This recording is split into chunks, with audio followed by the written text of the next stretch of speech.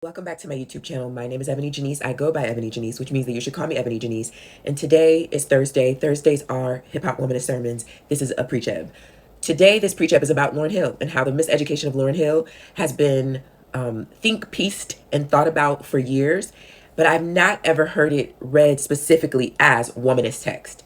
It is absolutely sacred text. It's profound. I don't mean this metaphorically. I don't mean this as a compliment. I mean the album is doing womanist theology. And we can understand womanist theology, in fact, through what's happening inside of Lauryn Hill's 1998 Miseducation. I remember where I was, who I was, how I was when this album came out. It was so important. It absolutely is a canon moment.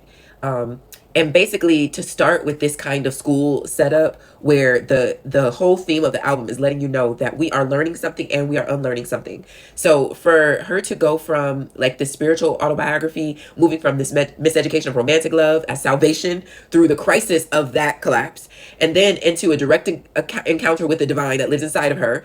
And often Lauryn Hill's music, there is this kind of romantic something that seems to be happening, but underneath it she might also be talking about God. So there is also that, where that is deep womanist work, where inside of womanist theology we're understanding ourselves as something more complex than what Black women historically get to be, in our bodies embodied, in our love in love, and so whether that is romantic love or divine love, and how they can sometimes be collapsed into the same thing. And I want to say that because when I say my lover's name, it feels like a prayer.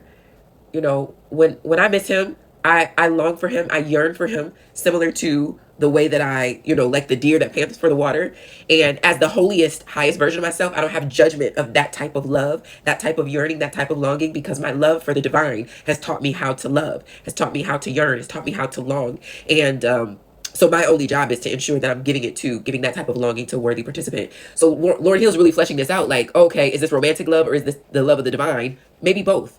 And then we get into this real infleshing of like the arc of womanist theology.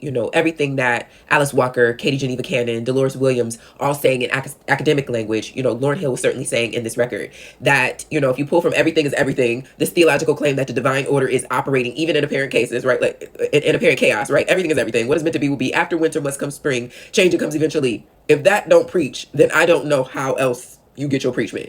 And then to tell him, which is a direct address to God, but again, that's that kind of like, is this love to the divine or is this love to a lover? Both. Tell him I need him. Tell him I love him. It'll be all right. And then to nothing even matters. This, mystical collapse of an external validation. You have touched something real, but then at some point you realize that that you need something more.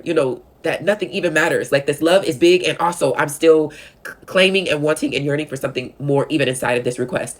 So yeah, I think that when we think about the fact that at the time that it came out, we critiqued it as a breakup album. And I say we like I wasn't a teenager, but it was largely critiqued as a breakup album. Meanwhile, it is whole womanist sacred text. There's so much for us to learn from it, even in the parts that we get to trouble, because womanist theologians believe that we can read sacred text and we don't have to agree with every single thing that we read. We get to read it and see where we witness ourselves there, and we get to say, ooh, let's trouble this a little bit. So there definitely are things from Miseducation of Lauryn Hill that we trouble, but the album is a classic album. It still holds to this day as profound, as deep, as more than just a metaphor. And I hope that we will continue to learn from it and learn from profound women in hip hop. I'm sick. Pray for me, but you better preach it.